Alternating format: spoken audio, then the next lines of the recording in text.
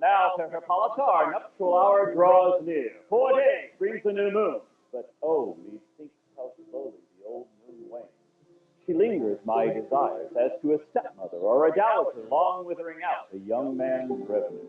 4 days will quickly steep themselves in night, for night quickly dream away in time, and then the moon, like to a silver bowl in base in heaven, shall behold the night of our solemnity. Stir the Athenian youth to merriment, to wake the person nimble spirit, turn melancholy forth to funerals. The pale companion is not our pot. Go, Philostrate. I wooed thee with my sword, and won thy love doing thy injuries. But I will wed thee in a different key, with pomp and triumph and reveling. Happy be Theseus, our renowned Duke. Thanks, good Aegeus.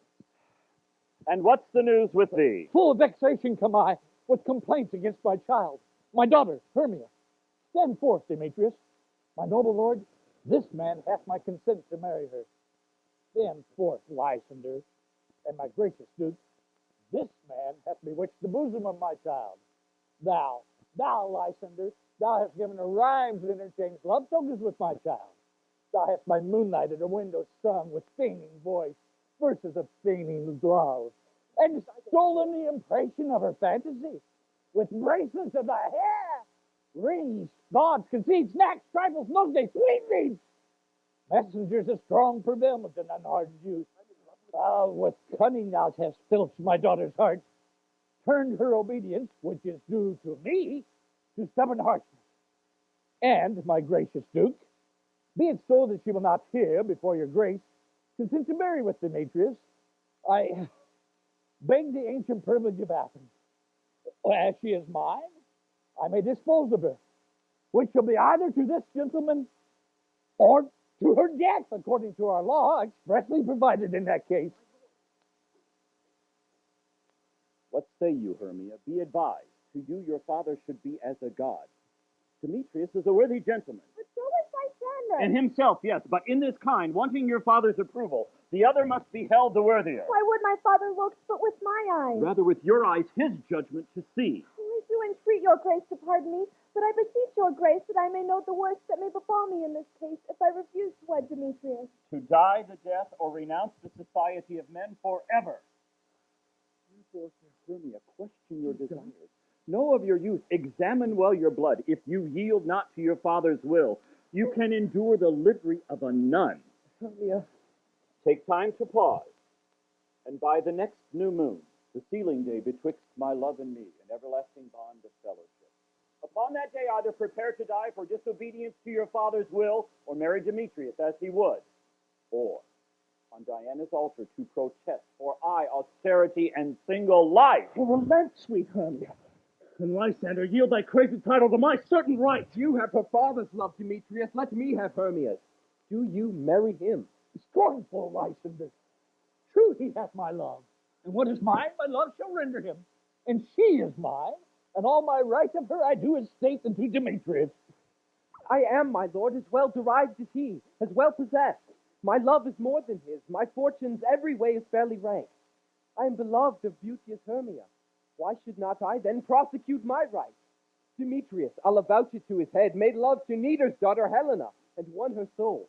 And she, sweet lady, dotes, devoutly dotes in idolatry upon this spotted and inconstant man. I must say I've heard so much, and with Demetrius thought to have spoke thereof. But being full of self-affairs, my mind did lose it. Come, Demetrius, come, Aegeus, you shall go with me. I have private schooling for you both. As for you, fair Hermia, look you arm yourself to fit your fancies to your father's will, or the law of Athens will yield you up, which by no means we can extenuate, to die, or the vow of a single life. Come, Hippolyta, what cheer, my love? With duty and desire we follow you.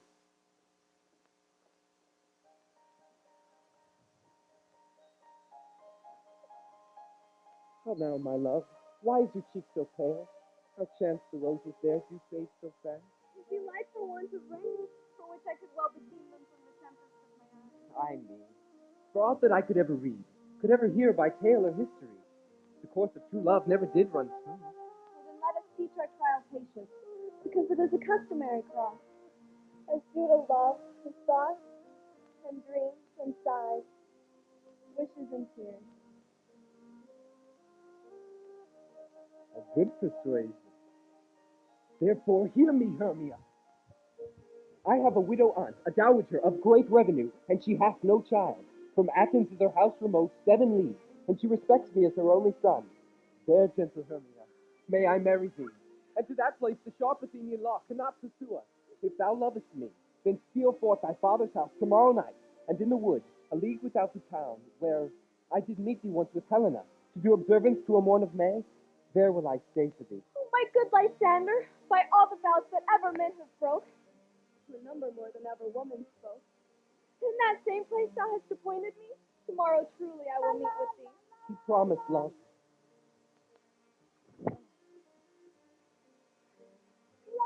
La, la, la, la, Here comes Helena. Oh, God, sweet fair Helena. Oh, what? Call you me fair, that fair again, and say. Oh, teach me how you look, and with what art you sway the motion of Demetrius' heart. Oh, I frown upon him. Yes, he loves me still. Oh, your frowns could teach my smile such skill. But I give him curses, and he gives me love. Then my prayers could such affection move. The more I hate, the more he follows. The more I love, the more he hateth me. Oh, his folly, Helena, is no fault of mine. None but your beauty. Would that fault were mine? Take comfort. He no more shall see my face. Lysander and myself will fly this place. Helen, to you our minds we will unfold. Tomorrow night, when Phoebe doth behold her silver visage in the watery glass, decking with liquid pearl the bladed grass, a time that lovers' flight doth still conceal, through Athens' gates we have devised to steal. When in the wood, where often you and I upon the faint primrose beds were wont to lie, emptying our bosoms of their counsel sweet, well, there Lysander and myself shall meet, and then from Athens turn away our eyes to seek new friends in stranger company. Farewell, sweet playfellow. Pray thou for us, and good luck grant thee thy Demetrius. Keep word, Lysander, for we must starve our sight from lovers' food. Tomorrow, deep midnight. I will, my Hermia.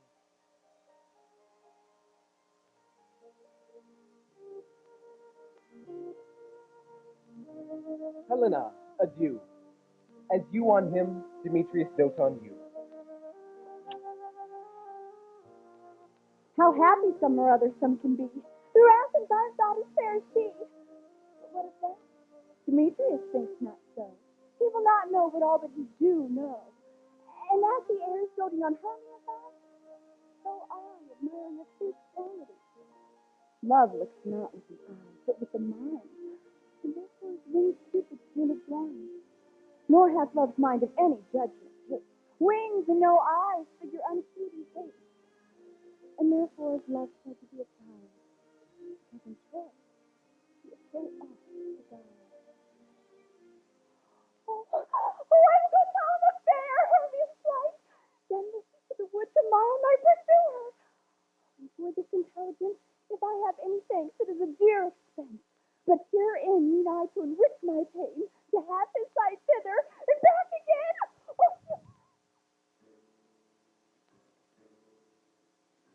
Oh, the best kitchen in the long time, believe me.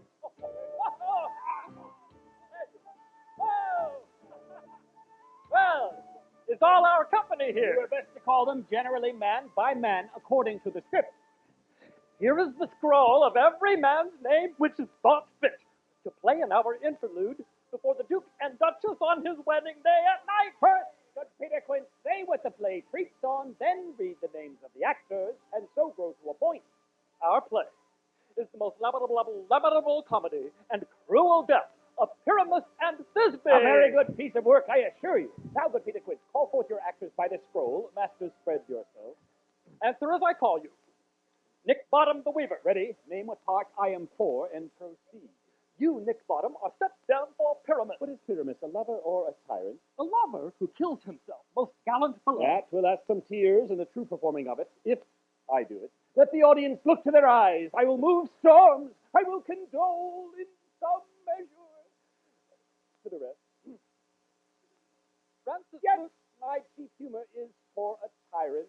The raging rocks and shivering shocks shall break the locks of prison gates. Amphibious cars shall shine from far and make and mar the foolish fate. This was lofty. Now name the rest of the players. Francis Flute, the bellows mender. Here, Peter Quint. You, Flute, ought to take Thisbe on you. Oh, what is this? A wandering knight? It is the lady that Pyramus must love. Oh, let not me play a woman. I have a beard coming. Ah, it is all one. You shall play it in a mask, and you may speak as small as you will. And I may hide my face. Let me play Thisbe too. I'll speak in a monstrous little voice. Thisbe, ah, Pyramus, my lover dear. Why, Thisbe dear and lady dear. No, you must play Pyramus, and Flute, you Thisbe. Well, proceed. Robin Starveling the tailor. You, Robin Starveling, ought to play Thisbe's mother. Tom Snout the tinker. Here, Peter Quint. You, Pyramus's father.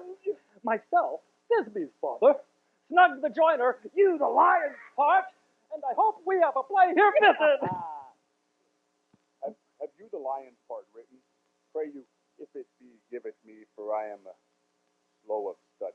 You shall do it extempore, for it is nothing but roaring. Let me play the lion too. I will roar that I will make any man's heart good to hear me. I will roar that I will make the Duke say, let him roar again. Let him roar again. And you should do it too terribly. You would frighten the Duchess and the ladies that they would shriek, and that were enough to hang us all. That would hang us every Mother's Day. I grant you, friends, if you should fright the ladies out of their wits, they would have no more discretion but to hang us. But I will aggravate my voice so that I will roar you as gently as any sucking dove. You can play no part but Pyramus. For Pyramus is a sweet-faced man, a proper man as one shall see in a summer's day, a most lovely, gentlemanlike man. Therefore, you must needs play Pyramus. Well, I will undertake it. But, masters, here are your parts, and I am to entreat you, to request you, and desire you to learn them by tomorrow night. And meet me in the palace wood, a mile without the town, by moonlight. There will we rehearse. For if we meet in the city, we will be dogged by company and our devices known. In the meantime, I will draw a list of properties, such as our play wants. I pray you fail me not. We will meet, and there we may rehearse, most obscenely and courageously. Take pains, be perfect. Adieu! Aha! At the Duke's Oak we meet! Hey! Off with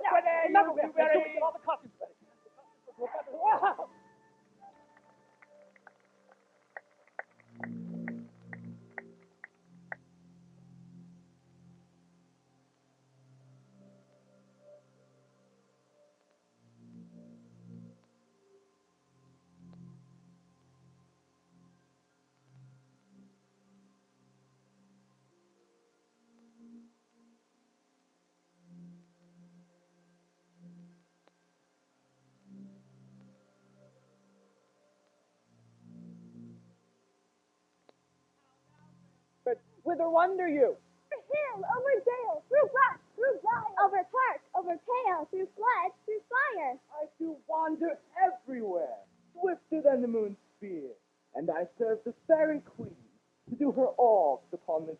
Farewell, thou love of spirit, I'll be gone. Our queen and all her elves come here, none. The king doth keep his revels here tonight. Take heed the queen not come within his sight. For Oberon is passing fell and wrath, because that she, as her attendant, hath the lovely boy stolen from an Indian king. He never had a sweet to changeling, and zealous Oberon would have the child, knights of his train, to trace the forest wild.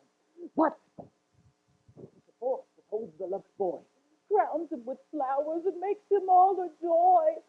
And now they never meet in grove or green, by fountain clear or spangled starlight seen, but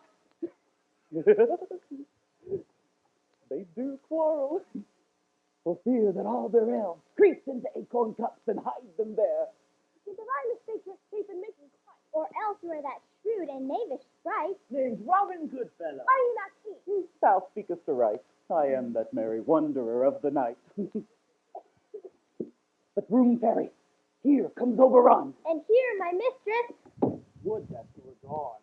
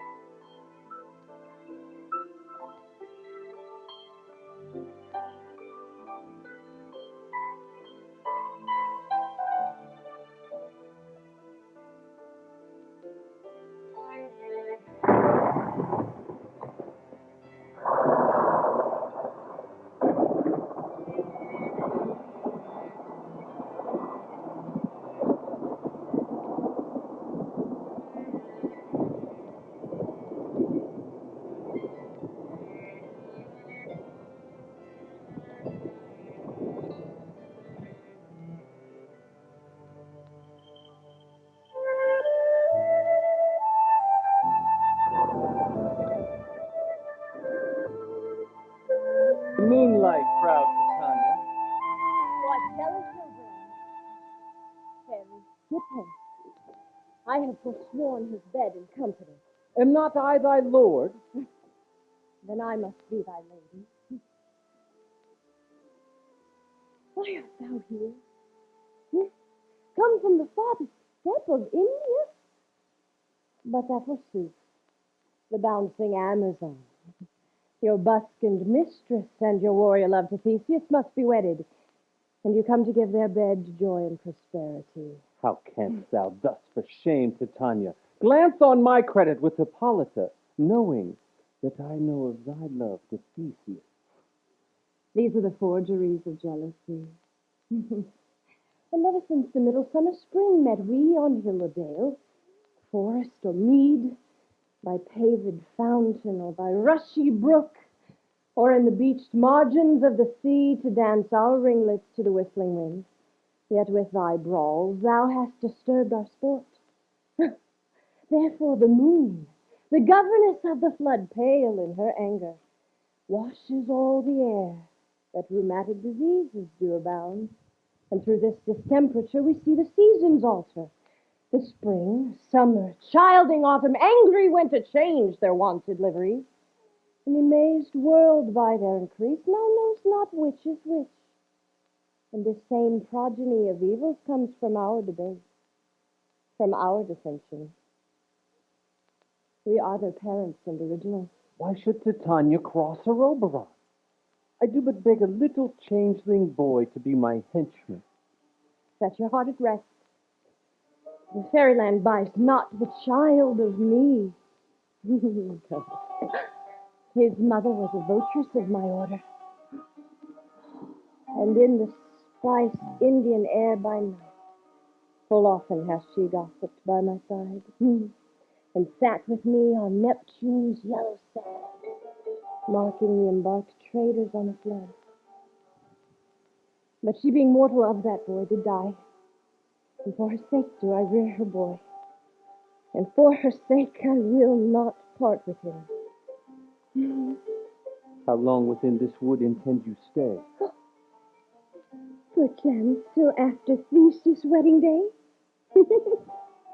If you will patiently dance in our round and see our moonlight revels, go with us. If not, shun me, and I will spare your hearts. Give me that boy, and I will go with thee. Not for thy fairy kingdom. Fairies, away! We shall try downright if I longer stay. Well, go thy way. Thou shalt not from this grove till I torment thee for this injury. My gentle Puck, come hither.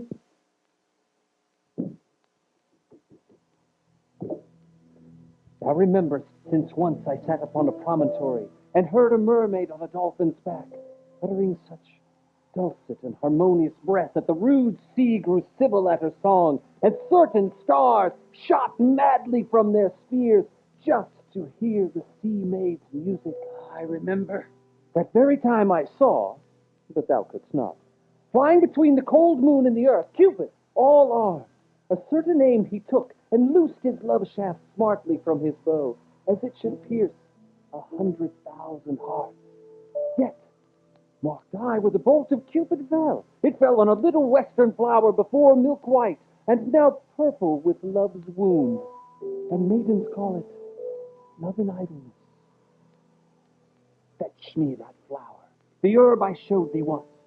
The juice of it, on sleeping eyelids laid, will make or man or woman madly dote upon the next living creature that it sees. Fetch me this herb, and be thou here again ere the Leviathan could swim a league. I'll put a girdle round about the earth. In 40 minutes.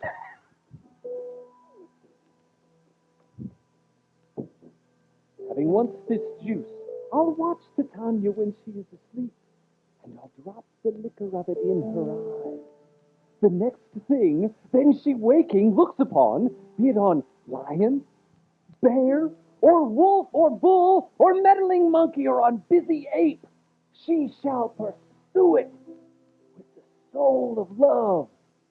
And ere I take this charm from off her sight, as I can take it with another herb, I'll make her render up her page to me. Who comes here? I am invisible, and I will overhear their conference. I love thee not, therefore pursue me not. Where's Lysander and fair Hermia? The one I'll slay, the other slayeth me. And get thee gone, and follow me no more. Draw me, you hard-hearted magnet. Yet you draw not iron, for my heart is true as steel. Leaving your power to draw, and I shall have no power to follow you. Do I entice you? Do I speak you fair? Or rather, do I not, in plainest truth, tell you that I do not, no, I cannot love you? Oh, and even for that do I love you the more. Oh, I am your spaniel, and Demetrius, the more you beat me, I will fawn on you. Use me, but it's your spaniel.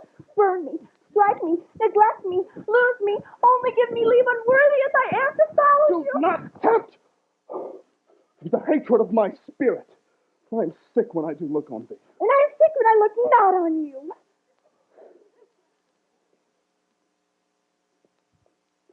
Oh, You do impeach your modesty too much. To leave the city and commit yourself into the hands of one that loves you not? To trust the opportunity of night and the ill counsel of a desert place with the rich worth of your virginity.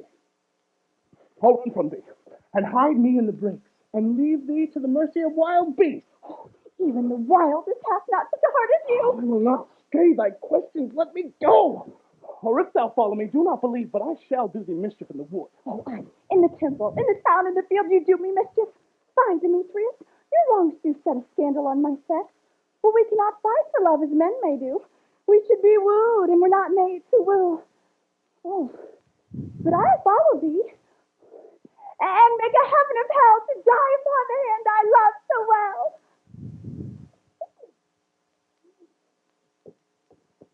Fare thee well, nymph. Ere he do leave this grove, thou shalt fly him, and he shall seek thy love. Welcome, wanderer! Hast thou the flower there? Aye, there it is. I pray thee give it me.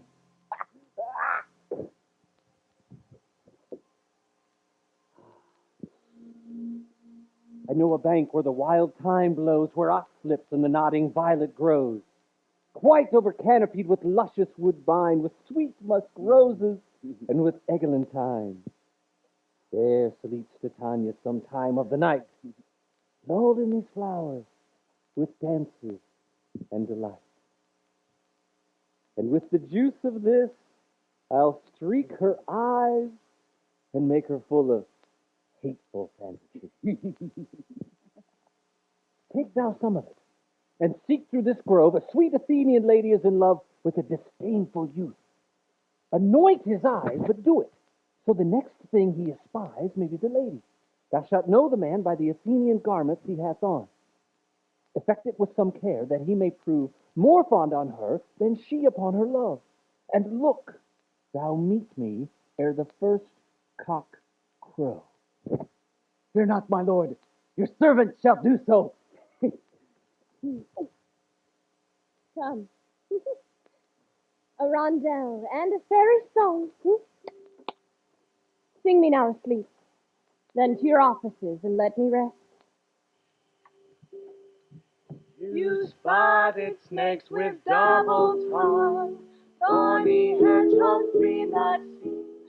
New stand blind from do not run. Come not near our fairy queen. Come not near our fairy queen.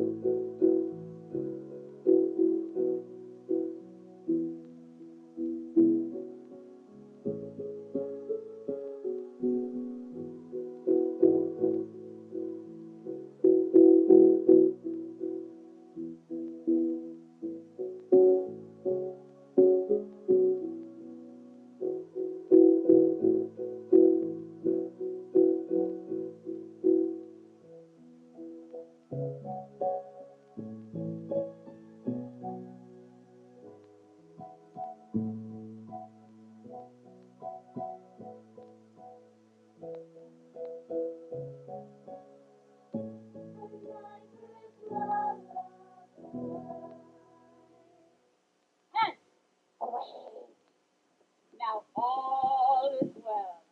Waterloo, stand sentinel.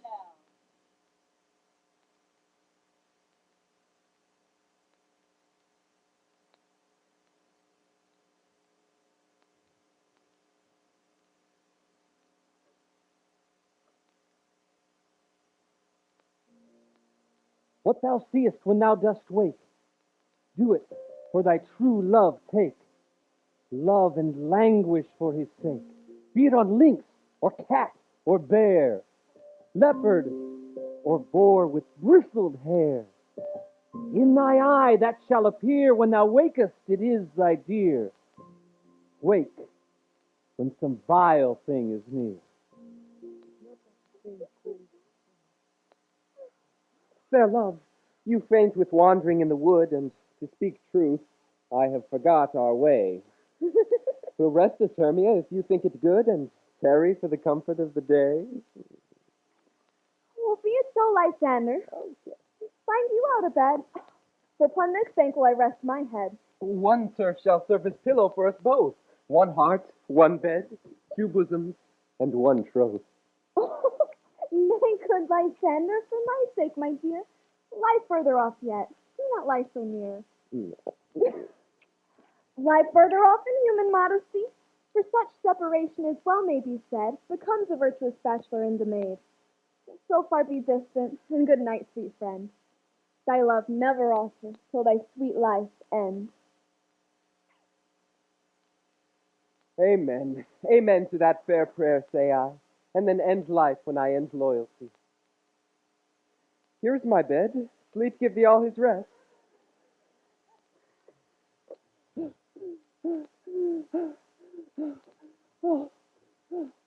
the forest I have gone, but Athenian found I none on whose I might approve this flower's force and stirring love. Oh, night And silence.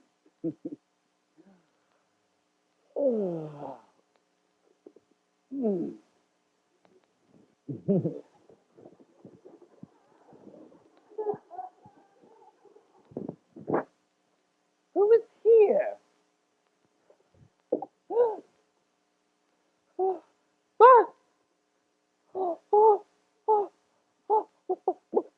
Weeds of Athens doth he wear?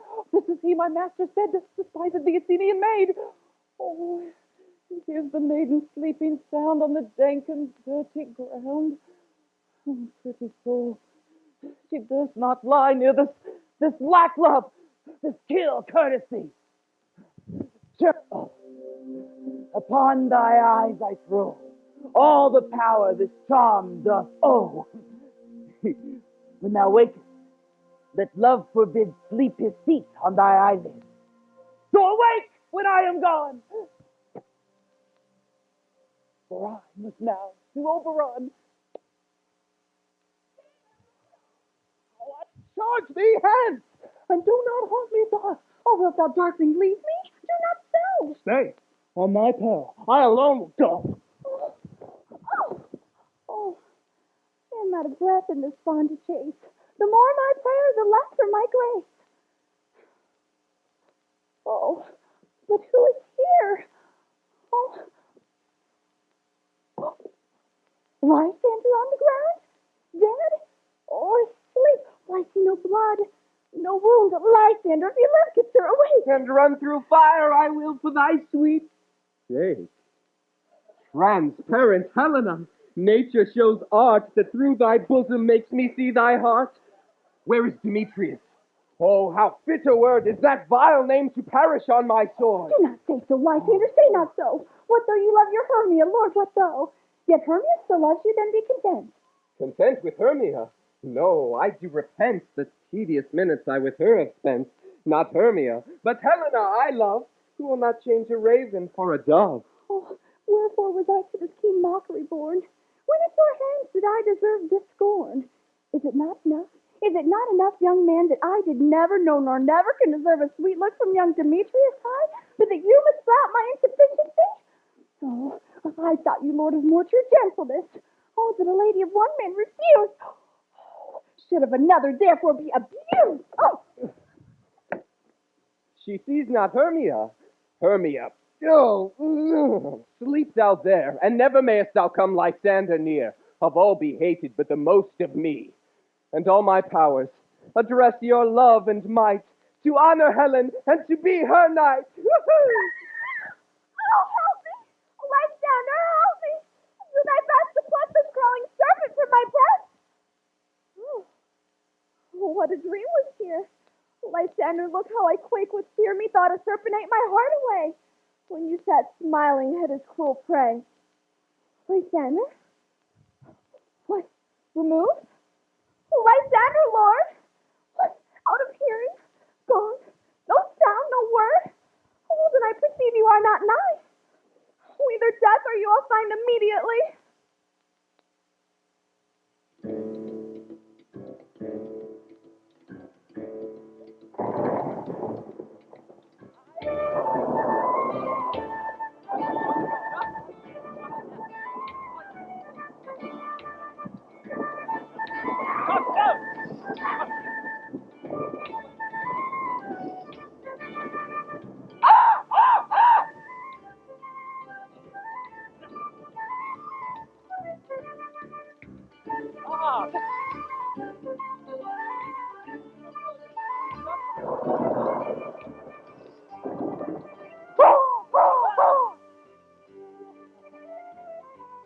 Oh!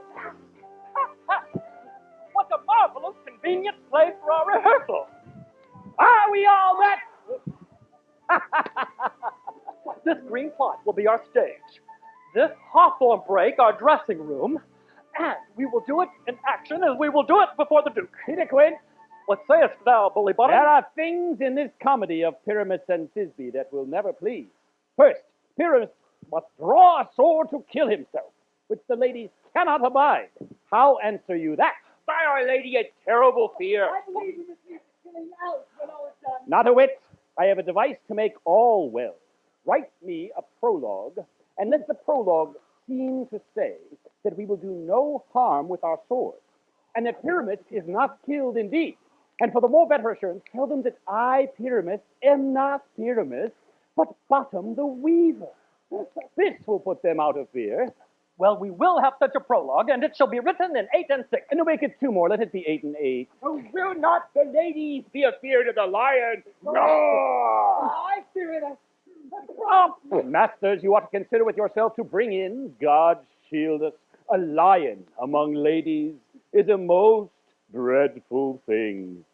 For there is not a more fearful wild fowl than your lion living, and we ought to look to it. Therefore, another prologue to tell that he is not a lion. Nay, you must name his name, and half his face must be seen through the lion's neck, and he must speak through, saying thus, or to the same defect, ladies, or fair ladies, I would wish you, or I would request you, or I would entreat you, not to fear, not to tremble, my life for yours.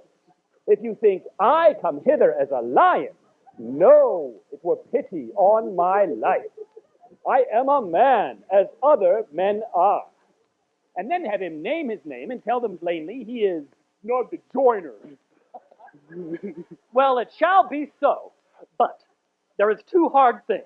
That is, to bring the moonlight into a chamber. For you know, Pyramus and Thisbe meet by moonlight.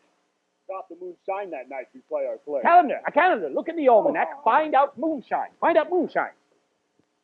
Yes, it does shine that night! Why, then you may leave a casement of the great chamber window where we play open, and let the moon shine in at the casement. Aye, or else one must come in with a bush of thorns and a lantern and say he comes to disfigure or to present the person of moonshine. Then there is another thing. We must have a wall in the great chamber. For Pyramus and Thisbe, says the story, did talk through the chink of a wall. You can never bring in a wall. What say you want? Some man or other must present wall, and let him have some stone, some plaster, and some rough cast about him to signify wall. Or let him hold his fingers thus, and through that cranny shall Pyramus and Thisbe whisper. Whisper, whisper, whisper. If that may be, then all is well. Come, sit down, every mother's son, and rehearse your parts. Pyramus, you begin. When you have spoken your speech, enter into that break, and so everyone according to his cue. What tempting homespuns every swaggering here so near the cradle of the fairy queen? What? A play toward? I'll be an auditor. An actor too, perhaps, if I see cause. Speak, Pyramus. Thisbe, stand for Thisbe. the flowers of odious odors, odorous, odors, savors, sweet. So hath thy breath, my dearest Bisbee dear. But hark, a voice. Stay thou but here a while, and by I will to thee appear. A stranger Paramus than e'er played here. Oh, I marry must you, for you must understand, he goes but to see a noise that he heard and is to come again. Most radiant pyramid, most lily white, you have color like the red rose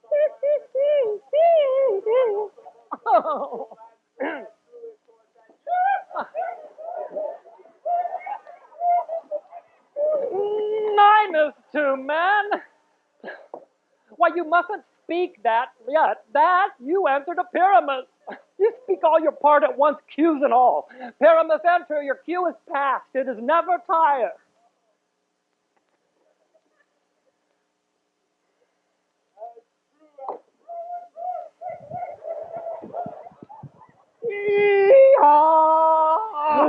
If I were fair, fair Thisbe, I were only thine. Oh, monstrous! Oh, strange! We are haunted! Pray, masters, fly! Masters, help!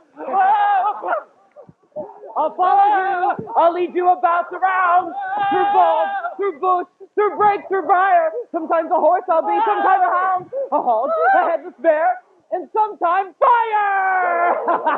And they bark and grunt and roar and burn like horse, hound, hog, bear, fire at every turn! It is a knavery of them to make me appeared. What do I see on thee? What do you see? You see an ass head of your own, do you?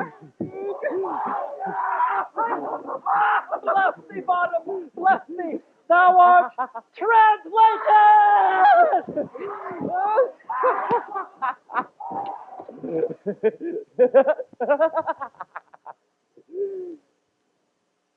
I see their knavery. This is to make an ass of me. To fright me if they could. Well, I will not stir from this place, do what they can. I will walk up and down here, and I will sing, and they shall hear that I am not afraid.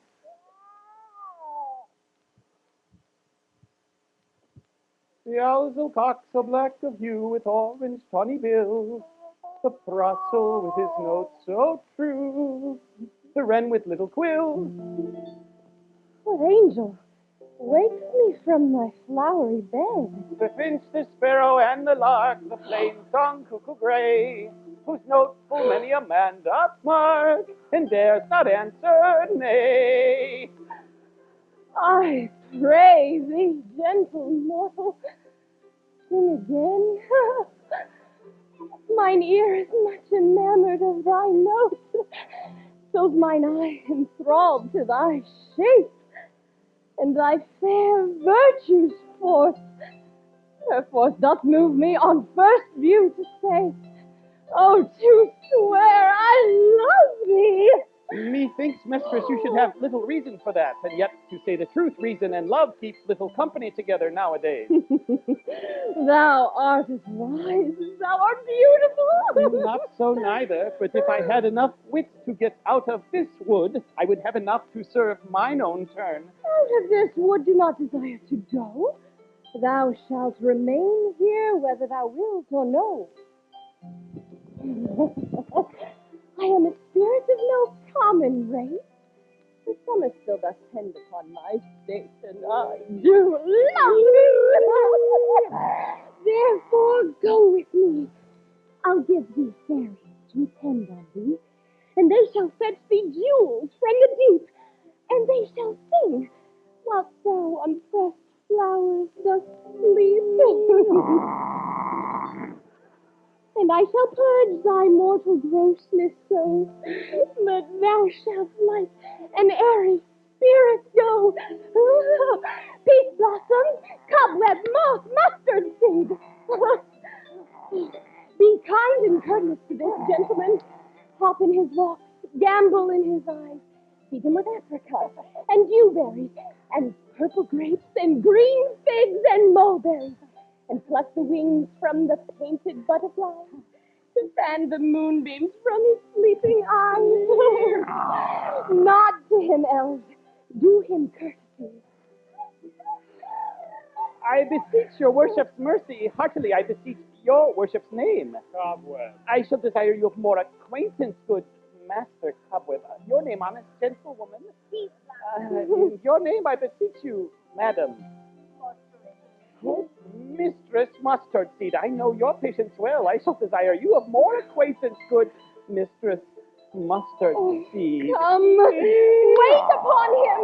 Lead him to my bower, huh? Oh, quiet, my lover's tongue. Bring him silently.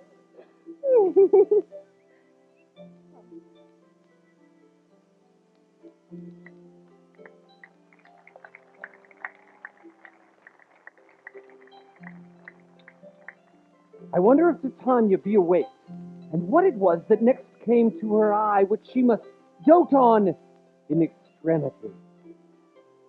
Here comes my messenger now. How now, mad spirit? What night rule now about this haunted grove?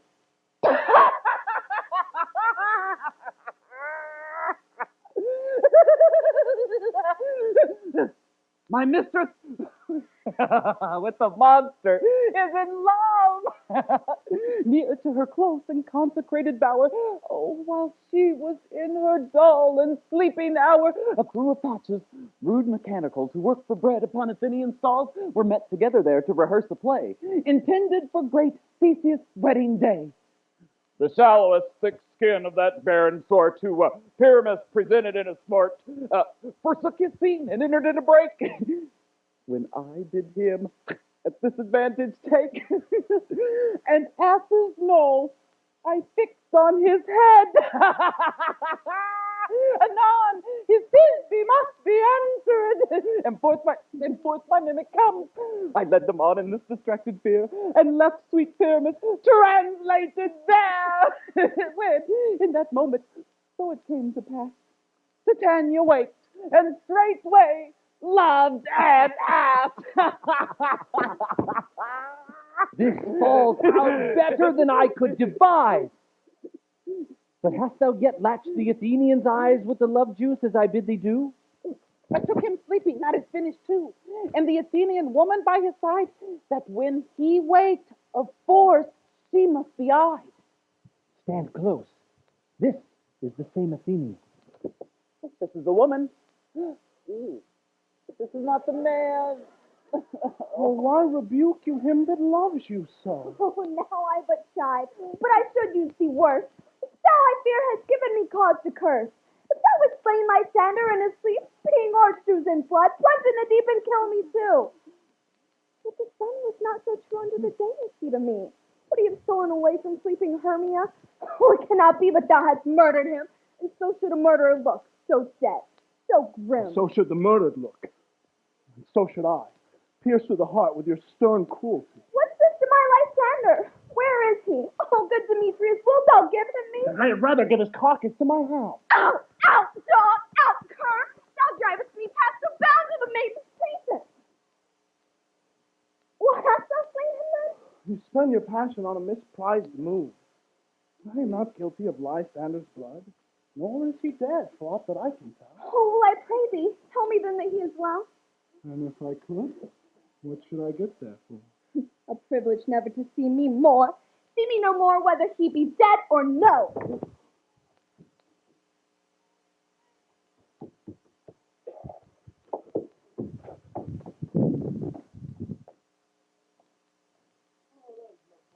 In this fierce vein. Here, therefore, a while I will remain.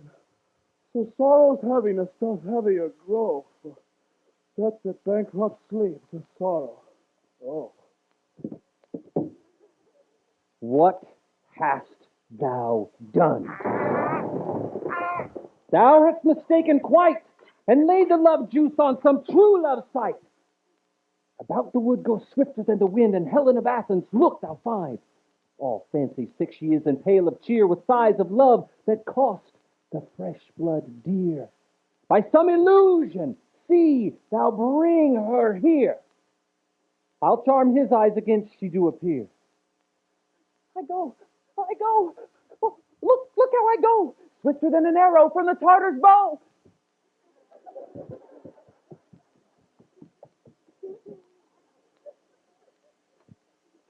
Flower of this purple dye, hit with Cupid's archery, sink in apple of his eye. When his love he doth espy, let her shine as gloriously as Venus of the sky. When thou wakest, if she be by, beg of her for remedy. Captain of our fairy band, Helena. Helena is here at hand, and the youth mistook by me, pleading for a lover's fee. Shall we their fond pageant see? Oh, Lord, what fools these mortals be. Stand aside. The noise they make will cause Demetrius to awake. Oh, well then with two at once we're one. Oh, that must needs be sport alone. And those things do best please me, that befall preposterously. Why should you think that I should woo and scorn? Scorn and derision never come in tears. How can these things in me seem scorn to you? Bearing the badge of faith to prove them true. You do advance your cunning more and more. When truth kills truth, O devilish holy fray, these vows are Hermia's. Will you give her o'er? I had no judgment when to her I swore. Nor none in my mind now that you give her o'er. Demetrius loves her, and he loves not you.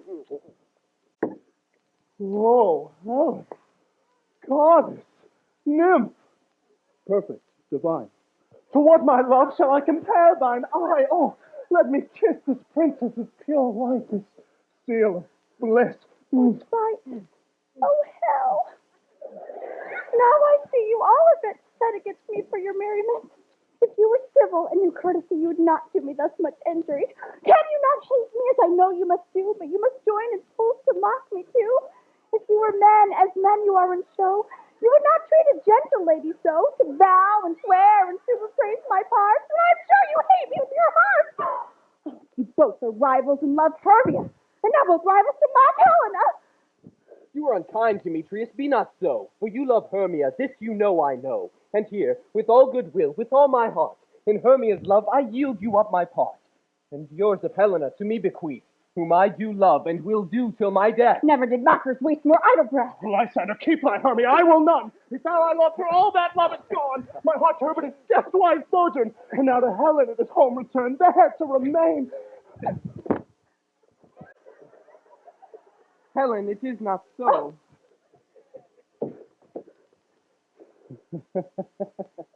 Look where thy love comes. Yonder is thy dear. Oh, thou art not by mine eye, Lysander found. In my ear I think it brought me to thy sound. Oh, why unkindly didst thou leave me so? Why should he stay, whom love doth press to go? Oh, what love could press Lysander from my side? Lysander's love, that would not let him bide. Fair Helena, who more engilds the night than all yon fiery O's and eyes of light, so gleaming. Why seekest thou me? Could not this make thee know the hate I bear thee made me leave thee so? Oh, you speak not as you think. Or it cannot be. Lo, she is one of this confederacy. Now I perceive they have conjoined all three to fashion this false sport in spite of me. Injurious Hermia! Injurious Hermia! Most ungrateful maid, have you conspired? Have you with these contrived to bait me with this foul derision? Is all the counsel that we two have shared, the sisters' vows, the hours that we have spent, oh, is all forgot? All school-based friendship, all childhood innocence? We, Hermia, like two artificial gods, have with our needles created both one flower, both in one finger, sitting on one cushion, both warbling of one tongue, both in one key. So we grew together like to a double cherry seeming parted, but yet in union and partition. Two lovely berries molded on one stem, so with two seeming bodies, but one heart. Two of the first, like coat and heraldry, due but to one and crowned with one crest.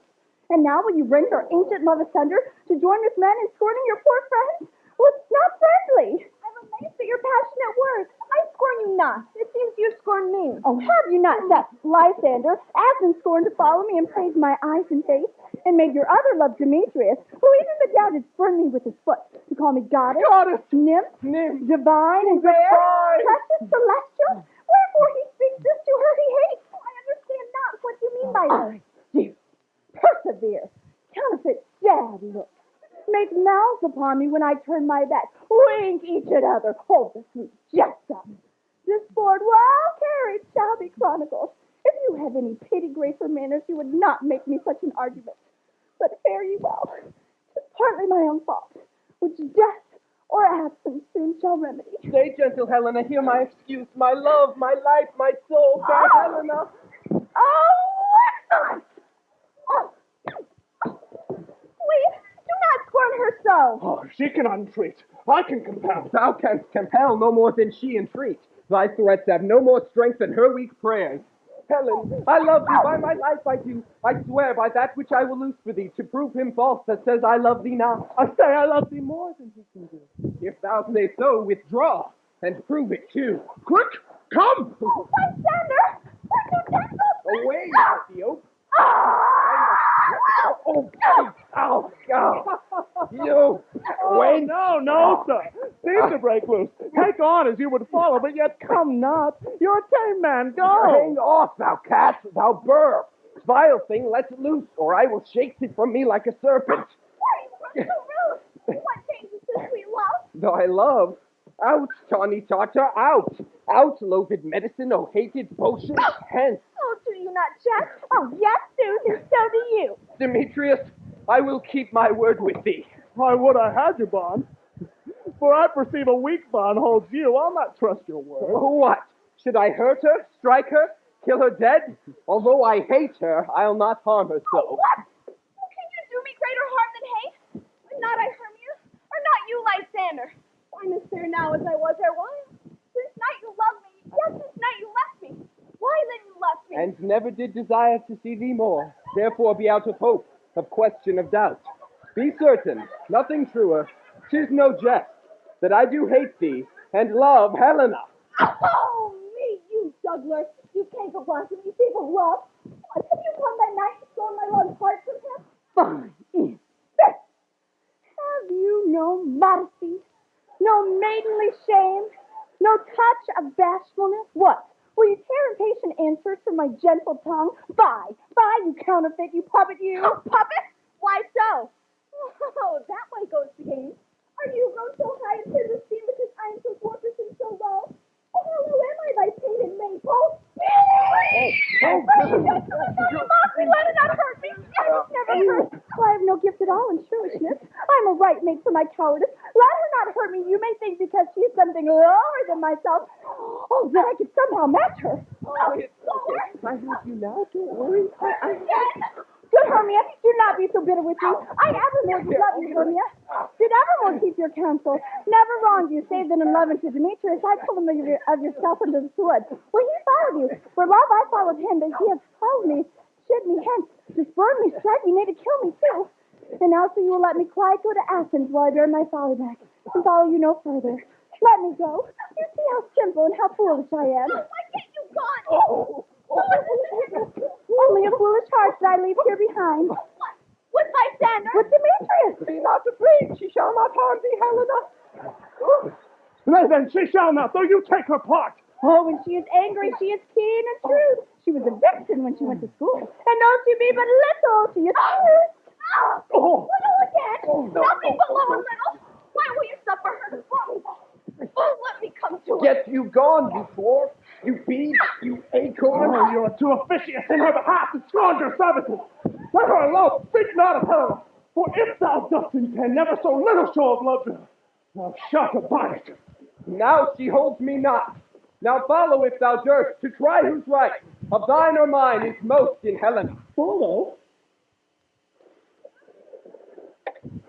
Nay, I'll go with thee cheek by jowl. Mistress, all this trouble is wrong with you. I will not trust you, nor will I understand your cursed company. Your hands and mine are quicker for fray. My legs are longer, though, to run away. I am amazed. You know not what to say.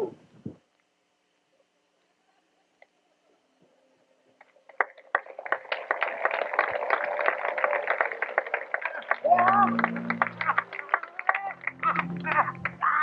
This is thy negligence. Still thou must take it, or else committest thy knaveries willfully. Leave me, King of Shadows, I mistook. But did you not tell me I should know the man by the Athenian garments he had on? And so far blameless proves my enterprise. I have anointed an Athenian's eyes. And so far, I am glad it so did sort, as this Sir Tankling I esteem a sport. Thou seest these lovers seek a place to fight. I therefore, Robin, overcast the night. The starry welkin cover thou anon with drooping fog as black as Acheron. Then lead these testy rivals so astray as one come not within another's way. Like to Lysander sometime frame thy tongue, and stir Demetrius up with bitter wrong. And sometime rail thou like Demetrius, and from each other look, thou lead them thus, till o'er their brows death, counterfeiting sleep, with leaden legs and fatty wings doth creep.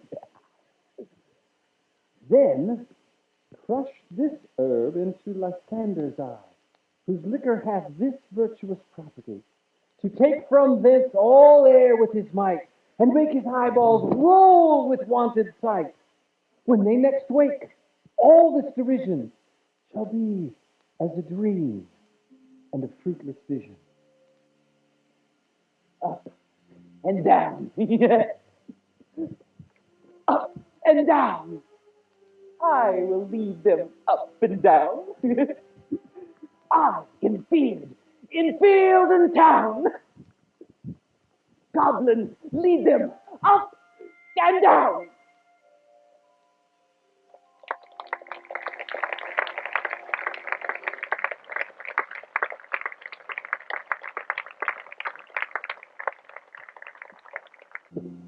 And down, up and down. I will lead them up and down. I, in field and town. Goblin, lead them up and down. Here comes one. Where art thou, proud Demetrius? Speak thou now. Here, villain, drawn and ready. Where art thou? I will be with thee straight. Follow me then to plainer ground. Why, let her speak again! Oh, thou runnest, thou coward! Art thou fled? Speak! In some bush where dost thou hide thy head? Thou coward, art thou bragging to the stars, telling the bushes that thou lookst for war and will not come? Come, thou recreant. Come, child, I'll whip thee with the rod. He is the fire that draws the sword on thee. Follow my voice. We'll try no manhood here. He goes before me and still dares me on. When I come where he calls, then he is gone. The villain is much lighter heeled than I. I followed fast, but faster did he fly. That fallen am I in dark, uneven way, and here will rest me. Come, thou gentle day, for if but once thou show me thy grey light, I'll find Demetrius and revenge this fight. Oh, weary night, a long and tedious night. Abate thy hours, shine comfort from the east, that I may back to Athens by daylight from these that my poor company detest. Oh, sleep, which sometimes shuts up sorrow's eyes, steal me a while from mine own company. Oh, God, why comest thou not? Abide me if thou darest, for where I walk, thou runnest before me, shifting every place. And darest not stand nor look me in the face. Where art thou now? Come hither, I am here. Nay, thou mockest me. Thou shalt find this day, if ever I thy face by daylight see.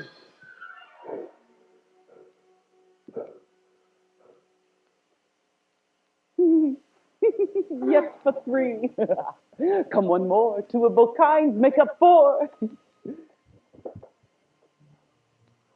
Oh, there she is, cursed and sad. Cupid is a knavish lad, thus to make poor females mad. Oh, never so weary, never so in woe, bedabbled with dew and torn with briars, I can no further crawl, no further go. My legs keep no pace with my desires.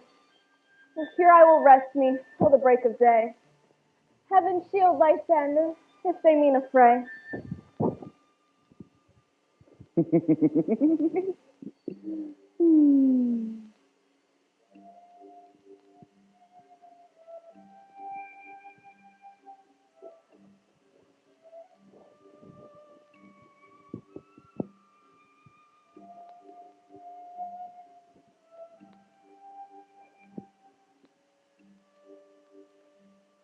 and the ground sleeps sound.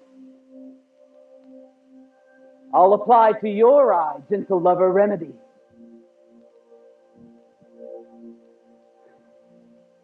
When thou wakest, thou takest true delight in the sight of thy former lady's eye. And the country proverb known, that every man should take his own, in your waking shall be shown. Jack shall have Jill, not shall go ill. The man shall have his mare again, and all will be well. Then back to Athens shall the lovers wend, with league whose date till death shall never end. Whiles I in this affair do thee employ, I'll to my queen and beg her Indian boy, and then her charmed eyes shall I release from monsters' view, and all things shall be peace. Be very keen. This must be done with haste, or knights with dragons cut the clouds full fast. When yonder shines Aurora's harbinger, at whose approach ghosts wandering here and there troop home to churchyard. But we are spirits of another sort. I with the morning love have oft made sport, and like a forester the groves may tread, even to the eastern gate, all fiery red. Opening on Neptune with fair blessed beams, turns into yellow gold his soft green stream. But notwithstanding haste, make no delay, we may effect our business yet ere day.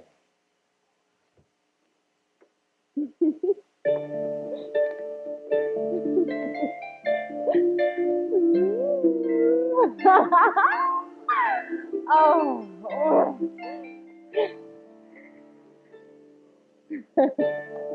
Come, sit thee down upon this flowery bed, whilst I thy amiable cheeks do coy, and stick musk roses in thy sleek, smooth head, and kiss thy fair, large ears, my gentle joy. Where's Peace Blossom? Oh, Peace Blossom, scratch my head, Peace Blossom. Where's Monsieur Cobweb? Good Monsieur Cobweb, get you your weapons in your hand, and kill me a red-hipped humblebee on the top of a thistle, and bring me the honey bag. Do not fret yourself too much in the action, Monsieur, and have care the honey bag break not. I would be loath to have you overflown with a honey bag, Signor.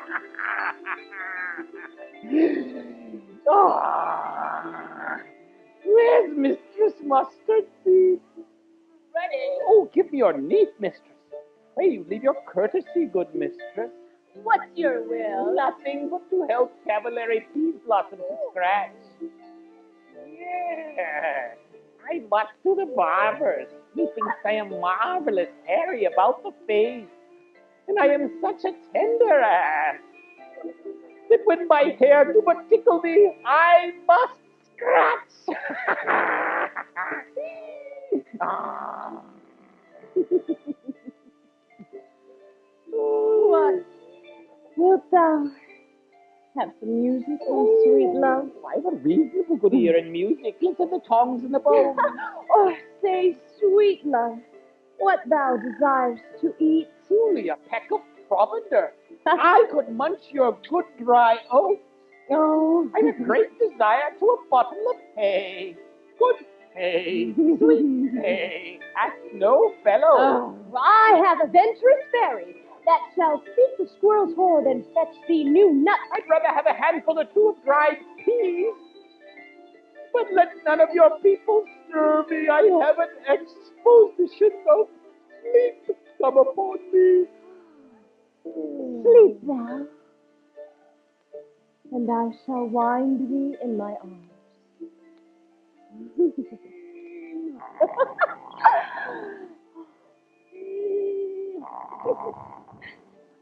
Fairies, be gone, and be always away.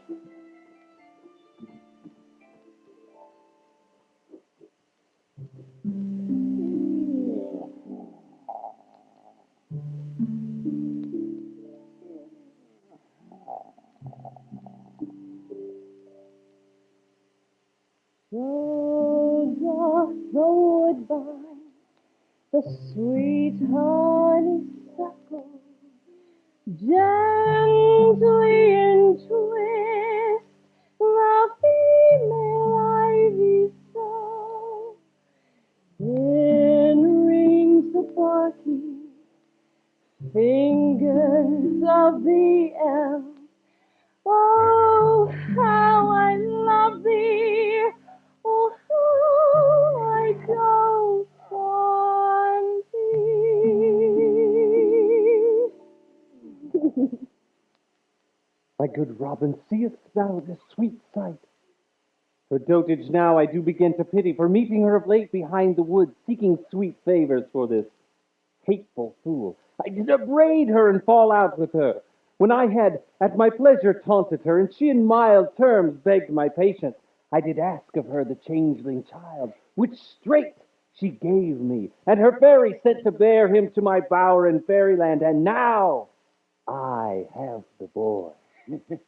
And I will undo this hateful imperfection of her eyes. And gentle Puck, take this transformed scalp from off the head of this Athenian swain, that he, waking when the other do, may all to Athens back again repair, and think no more of this night's accidents, but of the fierce vexation of a dream. But first, I shall release the fairy queen. Be as thou wast wont to be, see as thou wast wont to see. Dian's bud or Cupid's flower hath such force and blessed power. And now, my Titania, wake you, my sweet queen. My Oberon! What visions I have seen! Methought I was enamored of an ass.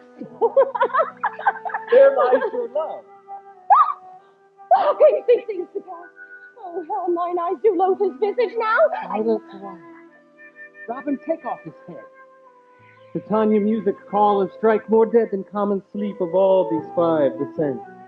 Music, oh, music, such as shall sleep. Sound music, come, my queen.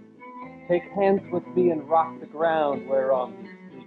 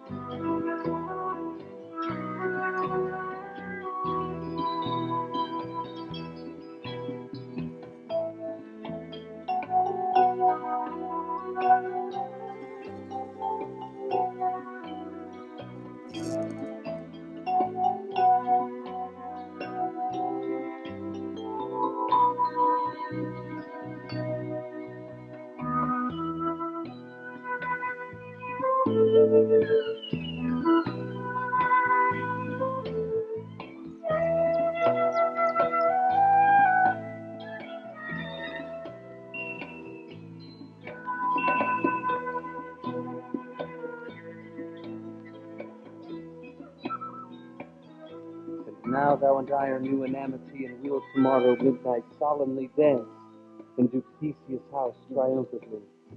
And blessed to all fair prosperity, there shall the faithful pairs of lovers be wedded with Theseus, all in jollity. Come, my queen, in silent sad trip we after night's shade.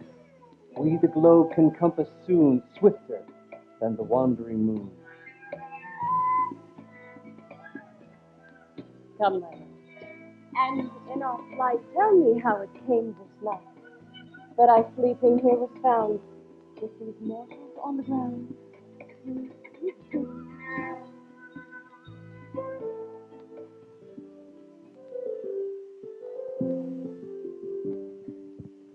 We will, fair queen, up to the mountaintop and mark the musical confusion with hounds and echoes in conjunction. I was with Hercules and Cadmus once, Oh, Hercules. when in the wood of Crete they bayed the bear with hounds of Sparta.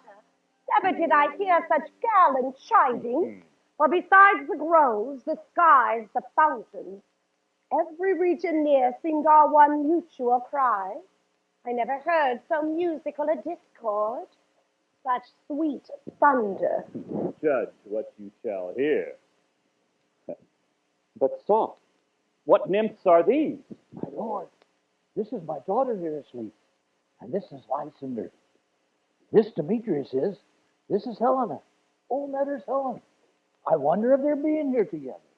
No doubt they rose up early to observe the rite of May, and hearing our intent, came here in grace of our solemnity. But speak, Aegeus, is not this the day that Hermia give answer for her choice? It is, my lord. Go bid the huntsmen wake them with their horns.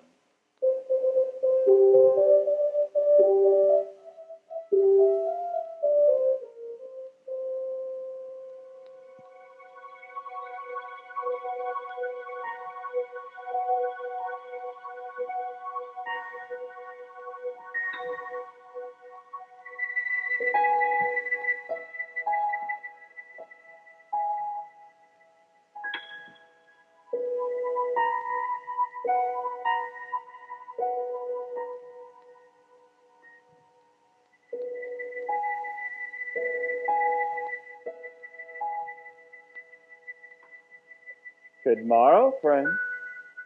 St. Valentine's is over.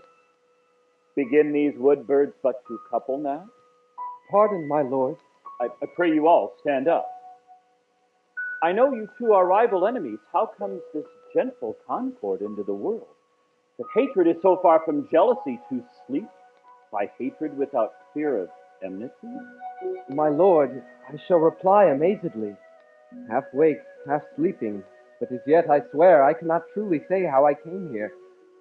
But as I think, for truly would I speak. And now I do bethink me, so it is I came with Hermia hither. Our intent was to be gone from Athens, where we might without the peril of the Athenian law Enough! Enough, my lord, you have enough. I beg the law upon his head. They would have stolen away, they would, Demetrius, thereby to have defeated you and me. You of your wife, and me of my consent that she should be your wife. My lord, fair Helen told me of their purpose hither to this wood. And I in fury followed them, fair Helena in fancy following me. But my lord, I wot not by what power, but by some power it is. My love for Hermia melted as the snow. It seems to me now as the remembrance of an idle plaything, which in my childhood I did dote upon. Now the faith, the virtue of my heart, the object and the pleasure of mine eye is only Helena. To her, my lord, was I betrothed ere I saw Hermia. And now I do wish it, love it, long for it, and will furthermore be true to it. Fair lovers, you are fortunately met, and of this discourse we more will hear anon. Aegeus, I will overbear your will. And in the temple by and by with us they shall be eternally knit. As for the morning now almost gone, our proposed hunting trip will be set aside. Come, let us go to Athens 3 by 3 and hold a feast in great solemnity. Hippolyta? These things, they seem small and indistinguishable, like far-off mountains turned into clouds. Methinks I see these things with parted eyes, where everything seems double. So methinks. And I have found Demetrius like a jewel, mine own and not mine own. Do you think that we are awake? It seems to me that yet we sleep, we dream. Do you not think the Duke was here and bid us follow him? Oh, yea, and my father. And Hippolyta. And he did bid us follow to the temple. Why, then we are awake. Let us follow him. And by the way, let us recount our dreams. Come. Let us go.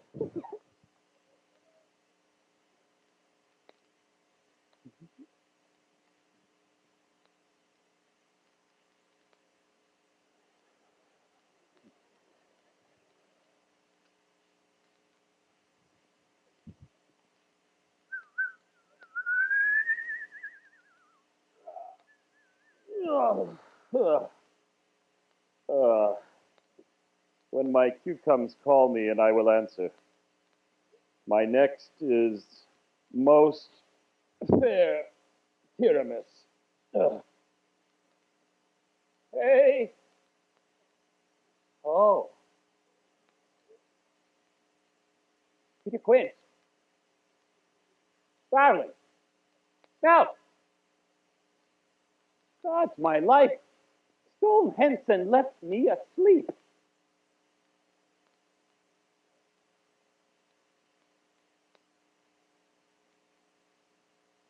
I have had a most rare vision.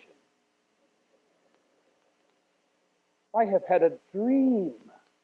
Past the wit of man to say what dream it was. Man is but an ass if he go about to expound this dream. Methought I was.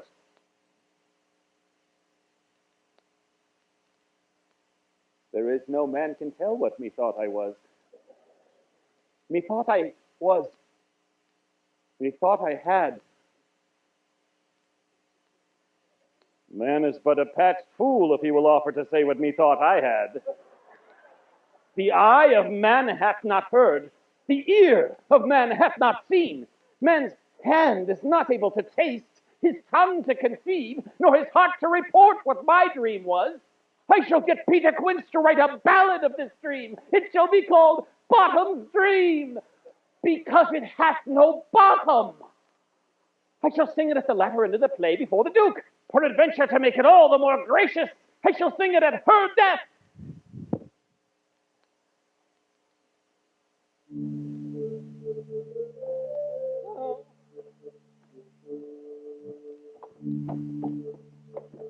Have you sent to Bottom's house? Has he come home yet?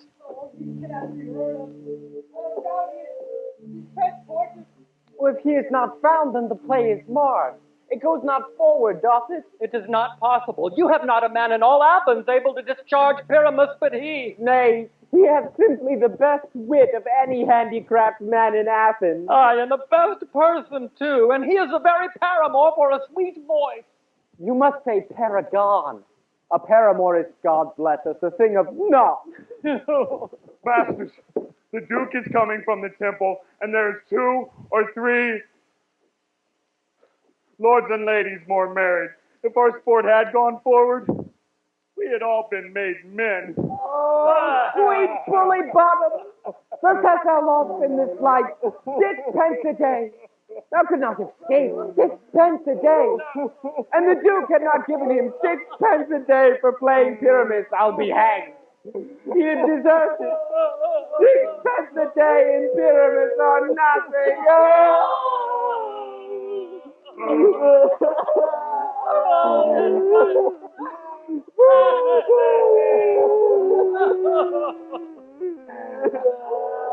Where are these lads? Where are these hearts? Courageous name of happy hour! And to discourse once. But ask me not what, for if I tell you I am not true Athenian, I will tell you everything right as it fell out. Let us hear, sweet Bottom. Not a word of me. All that I will tell you is the Duke hath dined.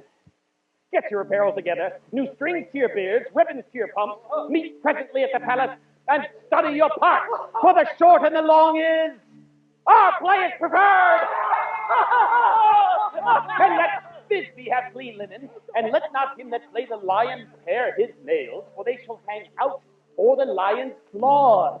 And most dear actors, eat no onions nor garlic, for we are to utter sweet breath.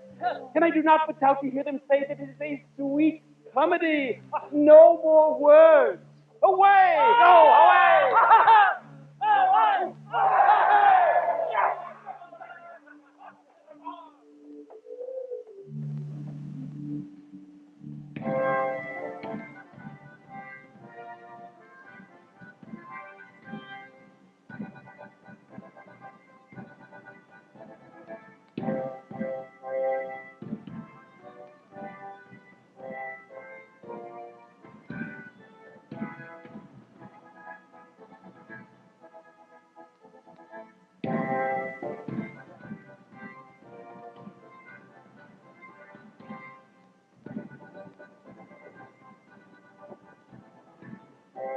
It's strange, my Theseus, what these lovers speak of. More strange than true. I never may believe these antique fables nor these fairy toys.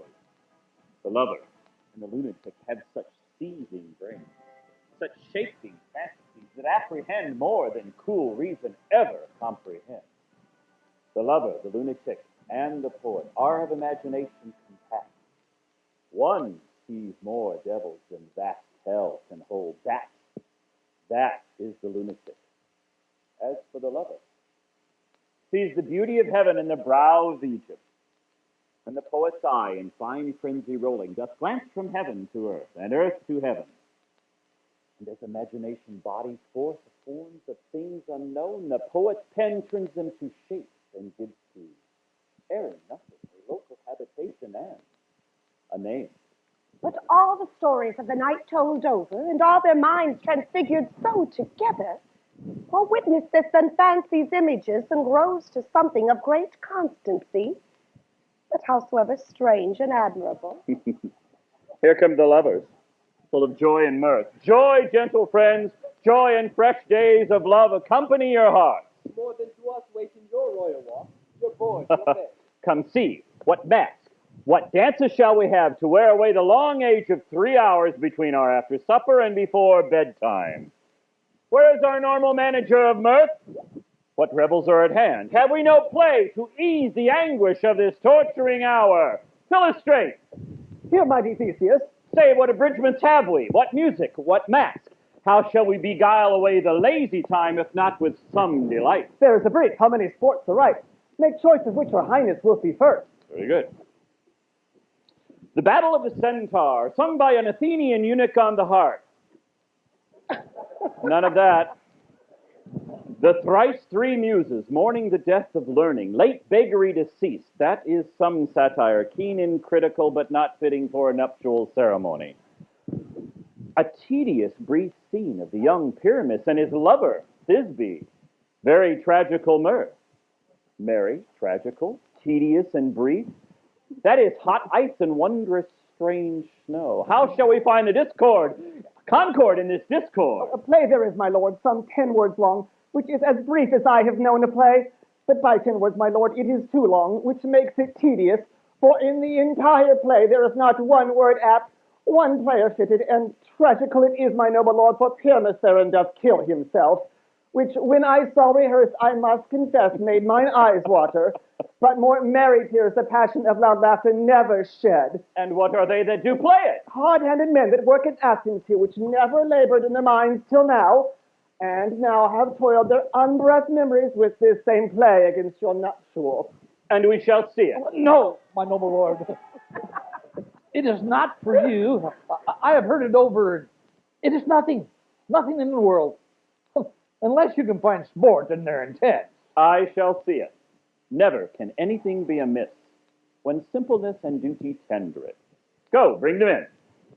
I love not to see wretchedness or charged in duty in his service perishing. Gentle, sweet, you shall see no such of a kind. He says they can do nothing in this kind. The kind are we to give thanks for nothing. Our sport shall be to take what they mistake. So please your grace, the prologue is addressed. Let him approach.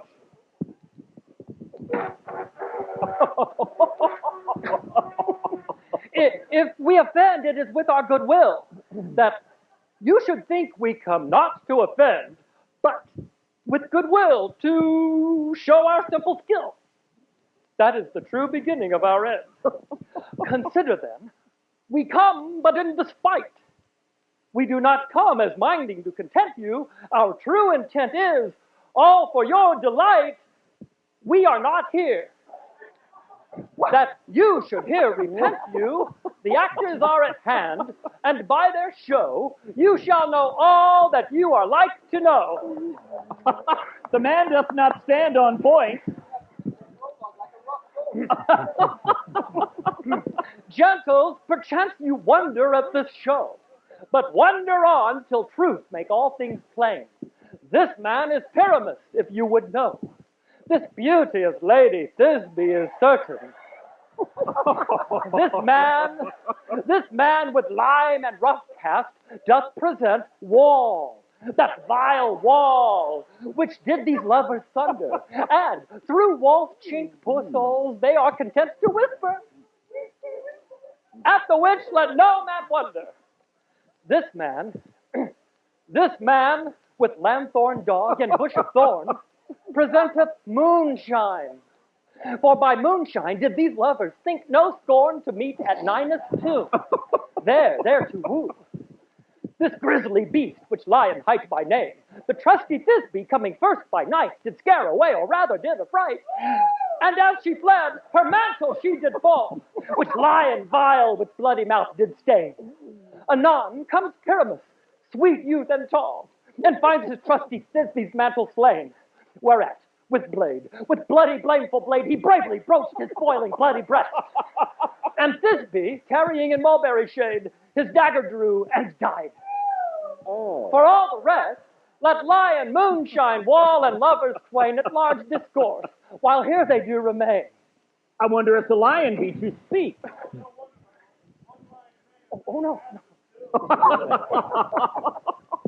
Oh, a wall. In this same interlude, it doth befall that I, once not by name, present a wall. And such a wall as I would have you think, that had in it a crannied hole or chink, through which the lovers, Pyramus and Thisbe, did whisper often, very secretly, this loam, this rough path, this stone doth show that I, once out by name, present a wall. And such a wall as I would have you think, that had in it a crannied hole or chink, through which the lovers, Pyramus and Thisbe, did whisper often very secretly, this loam, this rough cast, this stone to show that I would stop my name to pursue a wall, such a wall as I would have you secret. Look nice. Oh, night with you so black. Oh, night, whichever art, when day is not. Oh, night, alack, alack, alack. I fear my Thisbe's promise is forgot. And thou, oh wall, oh sweet, oh lovely wall, that stands between her father's ground and mine. And thou, oh wall, oh sweet, oh lovely wall, show me thy cheek to blink through with mine eye. Good.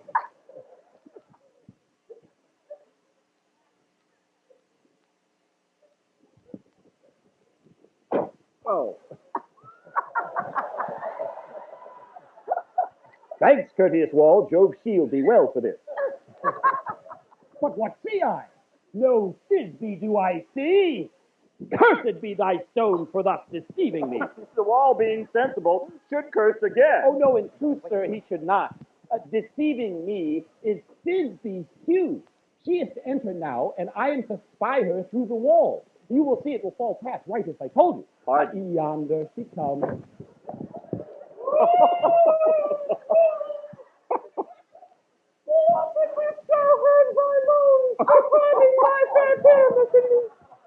My cherry lips have often kissed thy stone.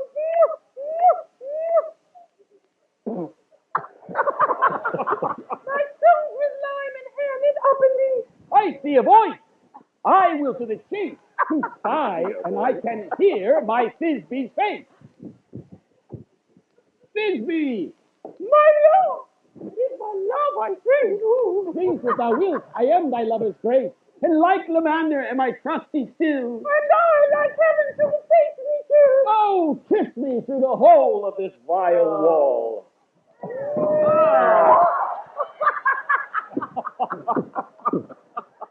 kiss the wall's hole and not your lips at all. Wilt thou as ninnies too meet me straightway? My life, yes, I come without delay. And thus have I, once not by name, present a wall. And such a... And being And done, being done, this wall away doth go.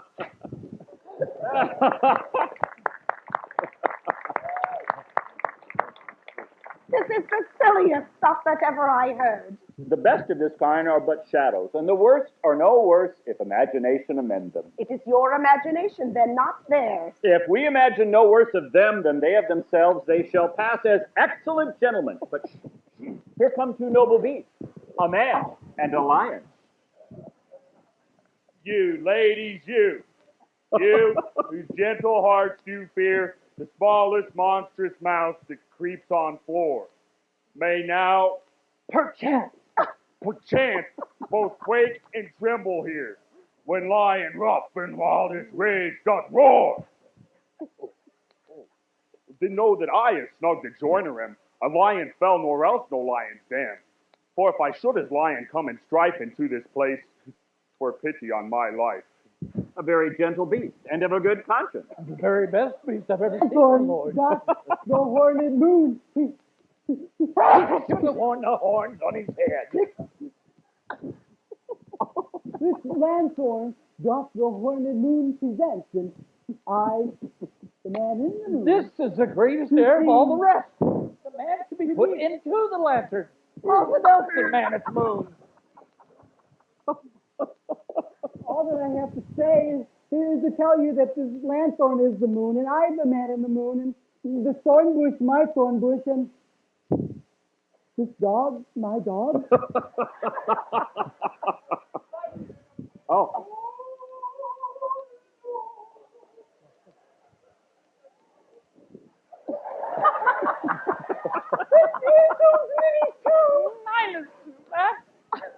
Where is my love?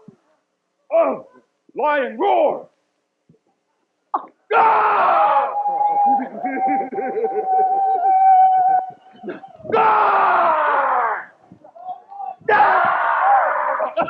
Well run, Thisbe. Well moused, lion. Well, so moon through the moon shines with a good grace.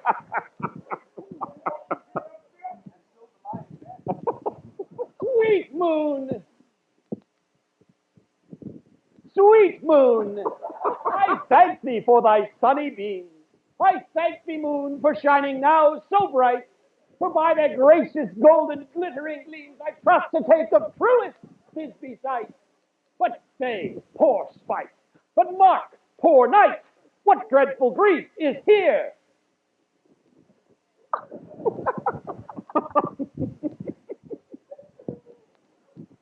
Here! Eyes, do you see? How can it be? Oh, dainty duck, oh dear! Thy mantle good, what? Stained with blood! Approach, ye furies fell! Come, come, cut thread and thrum! Quail, crack, conclude and quell! Wherefore nature didst thou lions frame? Which lion vile hath here this flower?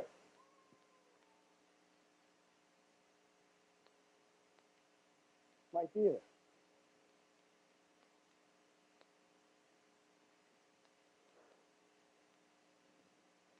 which is?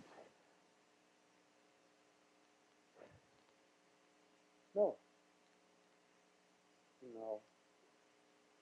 This was the fairest dame that lived, that loved, that liked, that looked with cheer.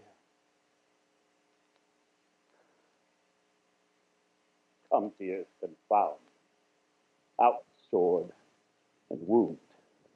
That pap of Pyramicide, that left pap where hot doth hop.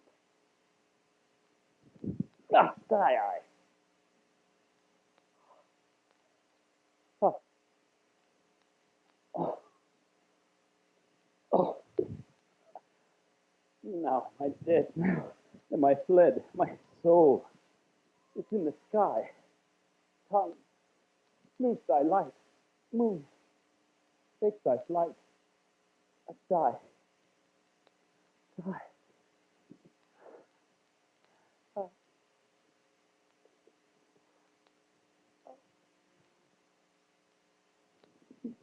Die.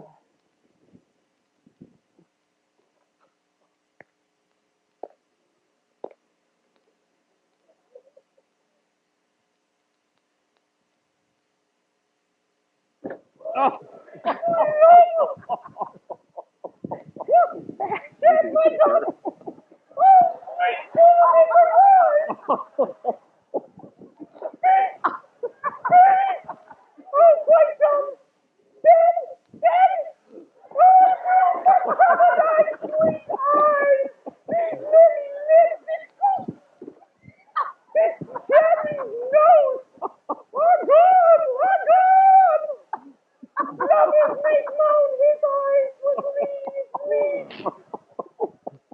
Oh, but sisters three, come to me with hands as pale as milk. Lay them indoors into your jaw with sheer teeth thread of tooth. But come, not a word. Come, trusty sword. Come, lay my breast in view. Ow! Well done, well friend.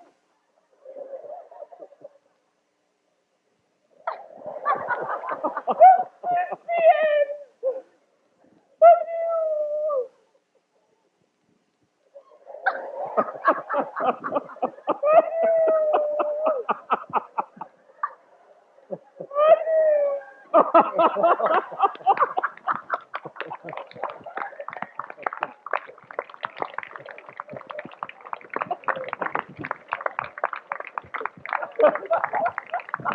Will it please you to see an epilogue? No! Or to hear a Bergamask dance between our company? No epilogue, I pray you. For your play needs no excuse.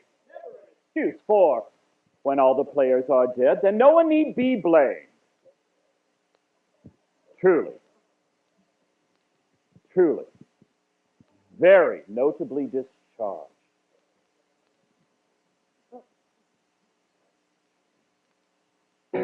Come, your Bergamask.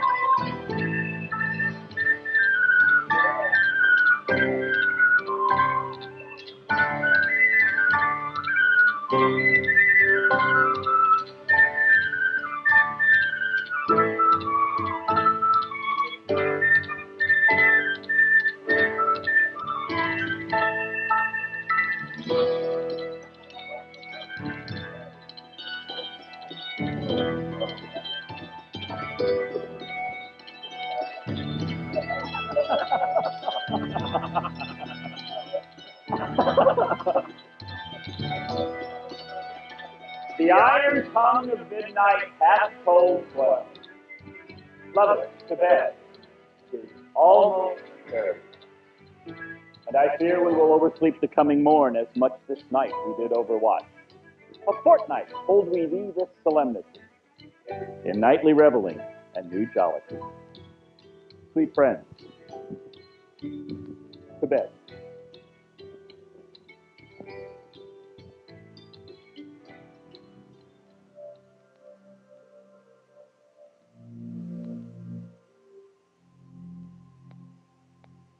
Now the hungry lion roars, and the wolf behowls the moon, whilst the heavy plowman snores all with weary task fordone.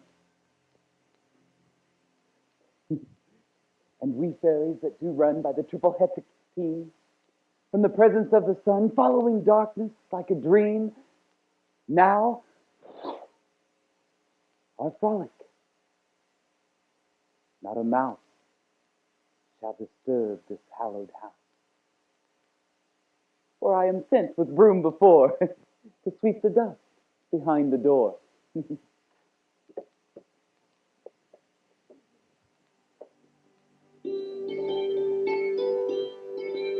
Through the house, give glimmering light by the dead and drowsy fire. Every elf and fairy sprite hop as light as bird from briar. And this ditty after me sing and dance it tripping.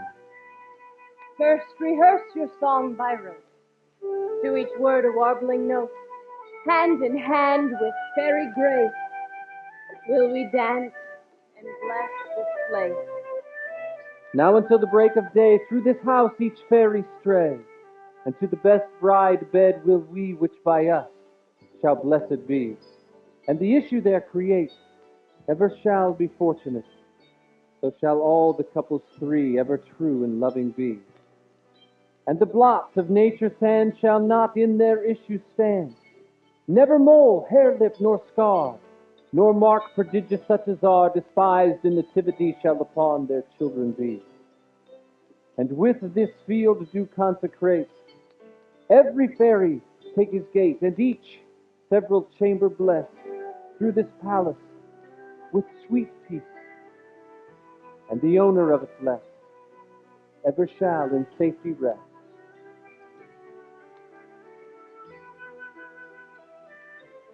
Trip away, make no stay, meet me all by break of day.